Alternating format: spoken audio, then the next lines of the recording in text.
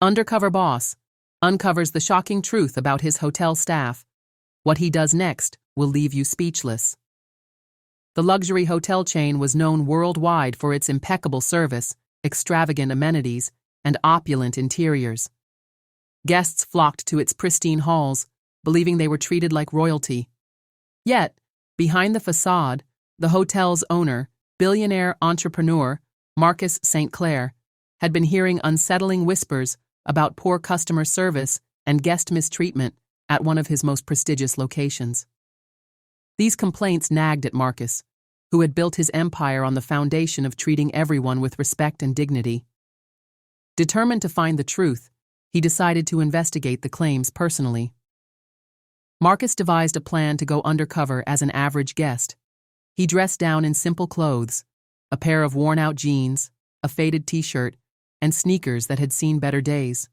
He looked nothing like the influential figure whose face often graced business magazines. With a small suitcase in hand, he walked into his hotel on a rainy Tuesday evening, blending seamlessly with the crowd.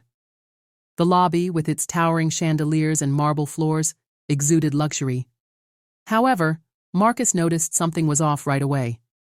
Several guests stood in line at the front desk, their faces reflecting irritation and exhaustion. The receptionist, a young woman named Claire, appeared indifferent, typing on her computer with minimal acknowledgement of those waiting.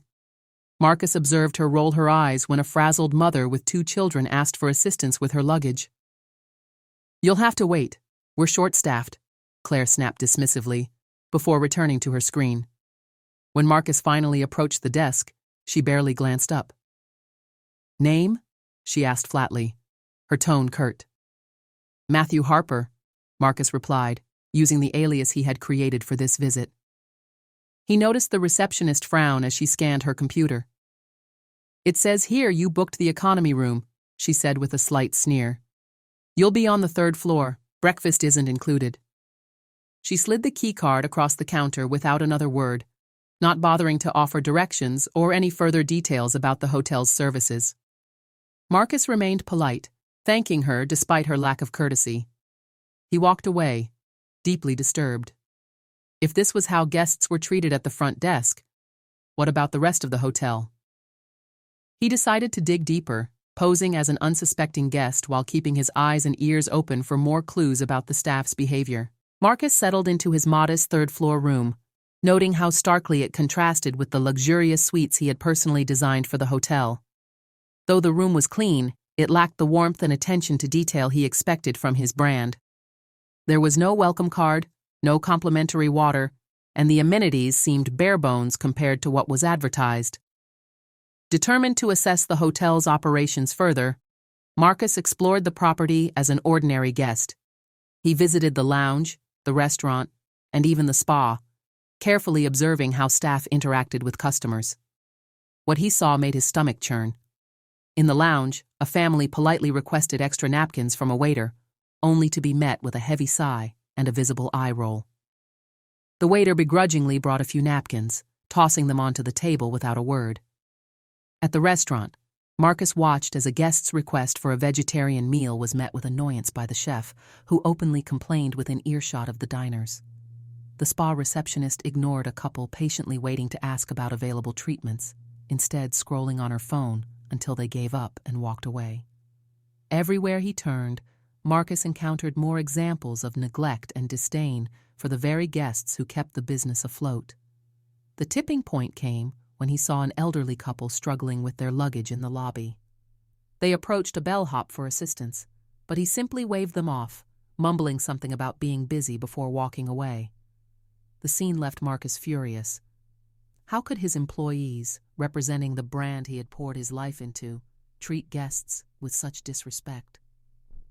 But rather than confront them immediately, Marcus wanted to test how far this culture of negligence extended.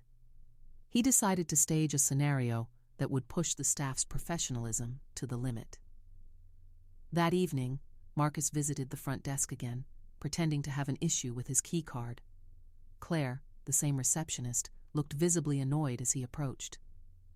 "My key isn't working," Marcus said politely, holding out the card. Claire sighed dramatically. "You must have demagnetized it. You'll have to wait while I redo it, she said, clearly uninterested in resolving the issue quickly. Marcus nodded patiently, watching as she fiddled with the computer, muttering under her breath. When another guest approached to ask for assistance, Claire dismissed them with a curt, "Can't you see I'm busy?" By the end of the night, Marcus had seen enough. The lack of care and professionalism wasn't limited to one or two employees. It was systemic. He returned to his room, already formulating a plan to confront the staff and overhaul the toxic culture that had taken root in his hotel. The next morning, Marcus prepared for the moment he had been dreading, but knew was necessary. Dressed in his usual sharp business attire, he made his way to the conference room where he had requested an all-staff meeting under the guise of being a corporate inspector. As employees filed in, many seemed confused, unaware of the significance of the meeting. Claire, the receptionist, strolled in last, her air of indifference intact. Marcus began by introducing himself as Mr. White, an inspector sent to evaluate the hotel's performance. "Over the past 2 days," he started, "I've observed some troubling behavior that raises serious concerns about how this hotel treats its guests." He described in detail the incidents he had witnessed: the rude waiter in the lounge, the dismissive bellhop, the unprofessional spa receptionist, and, most notably, the cold and unhelpful treatment he experienced at the front desk. The room grew eerily quiet as staff members exchanged uneasy glances, realizing their actions might have been observed. Claire was the first to speak up, her tone defensive. "With all due respect, we're understaffed and overworked. It's not easy to keep every guest happy." Marcus nodded but countered firmly, "Being understaffed doesn't justify disrespect. Hospitality is about empathy and care, even when things get challenging. The guests who stay here are the reason you have jobs in the first place." The staff's discomfort grew as Marcus shared more examples. An elderly couple was ignored when they asked for help with their luggage. A family requesting napkins was treated like an inconvenience. And when I came to the front desk for help, I was met with frustration instead of assistance. Then, Marcus dropped the facade. "What makes this situation even more personal for me," he said, removing his fake badge, "is that I'm not just an inspector. I'm Marcus Bennett, the owner of this hotel chain." Gasps filled the room, and the staff looked at each other in shock. Claire's face turned pale, her usual confidence replaced by panic. Marcus allowed the revelation to sink in before continuing. "For years, I've prided myself on building a brand that values exceptional guest experiences, but what I've witnessed here is the opposite of what we stand for," he said, his voice firm but calm. "This isn't just a reflection of your work ethic. It's a betrayal of the trust guests place in us and of the standards I expect from this team." He paused, scanning the room. "Today is your wake-up call. Changes will be made, starting now. I will not tolerate this kind of behavior in any of my hotels. If you don't have it in you to treat guests with respect and dignity, this is your chance to leave." A tense silence filled the room as employees absorbed his words. Some looked ashamed, while others seemed resentful. Claire opened her mouth to respond, but Marcus held up his hand to stop her. "No excuses. Actions speak louder than words, and yours have been loud enough." Marcus wasn't there just to scold. He was there to fix things. "Starting tomorrow, we're implementing mandatory customer service training for everyone. Supervisors will be evaluated, and mystery guests will periodically assess your performance. Those who refuse to meet these standards will be let go." The meeting ended on a serious note, with Marcus making it clear that this wasn't just a lecture, it was the start of a complete overhaul. As the employees filed out, the weight of his words hung in the air. Marcus knew he had taken the first step, but he also understood that true change would require more than a speech. It would take accountability, effort, and time. The following weeks marked a significant transformation in the hotel. Marcus personally oversaw the implementation of the new policies and training programs, determined to rebuild not just the hotel's reputation, but also the morale and professionalism of its staff. The first step was introducing mandatory customer service workshops. Trainers specializing in hospitality were brought in to teach employees the basics of empathy, communication, and problem-solving. Each team member, from the housekeeping staff to the front desk personnel, was required to attend. Initially, there was resistance, especially from people like Claire, who believed they didn't need improvement. However, as the sessions progressed, even the most skeptical employees began to see the value in the lessons. For Marcus, it wasn't just about enforcing rules, but also showing that he was invested in their growth. He regularly attended the sessions himself, sharing stories from his early days and the struggles he faced, building his hotel empire. His presence inspired the staff, reminding them that even a billionaire started small and had to work hard to succeed. Claire, who had been the face of the hotel's poor customer service, became a surprising focus of Marcus's efforts. After their tense encounter, she requested a one-on-one meeting with him. "I want to apologize," she said, her usual arrogance replaced with humility. "I realize now how wrong I was. I want to change, but I don't know where to start." Marcus acknowledged her courage and gave her the chance to prove herself. He assigned her a mentor within the company, someone who had once been in a similar position but had grown into an exceptional employee. Over time, Claire's attitude shifted. She began approaching guests with genuine warmth, listening to their concerns, and offering solutions with a smile.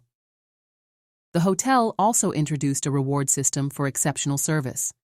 Employees who went above and beyond were publicly recognized and received bonuses or additional time off. This motivated the staff to take pride in their work and strive for excellence. 6 months after Marcus's undercover visit, the hotel had undergone a complete transformation. Online reviews began to reflect the changes, with guests praising the newfound warmth and professionalism of the staff.